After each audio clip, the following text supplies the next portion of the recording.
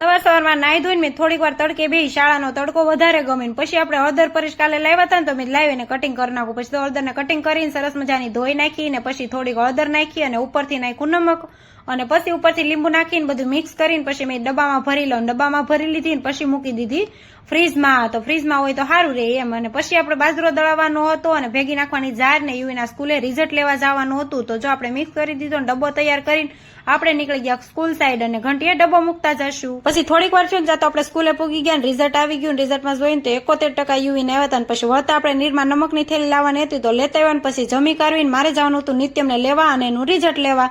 તો હું સ્કૂલે આવી ગઈ ને ત્યાં ટેણિયા મારો વિડીયો લ્યો મારો. મેં તમે બહુ શોખીન હો મારશે ત્યાં તો થોડીક વારમાં નિત્યમનું રિઝલ્ટ આવી ગયું. જોઈને ત્યાં 99% આવ્યા હતા. નિત્યમનો બીજો નંબર આવ્યો હતો. અને પછી બધા વાલી જો હવના બાળકોના રિઝલ્ટ લેવા આવ્યા હતા. અને આ છે અમારા નિત્યમનો ક્લાસ અને નિત્યમ સિનિયર કેજીમાં ભણે છે. પછી આપણે ડબ્બો લઈ જવાનો હતો તો ઘંટી આવી ગયા. પણ આ કાકા ડબ્બો ગોતને સડ્યા કે છૂટા એ ટપો ન પડ્યો.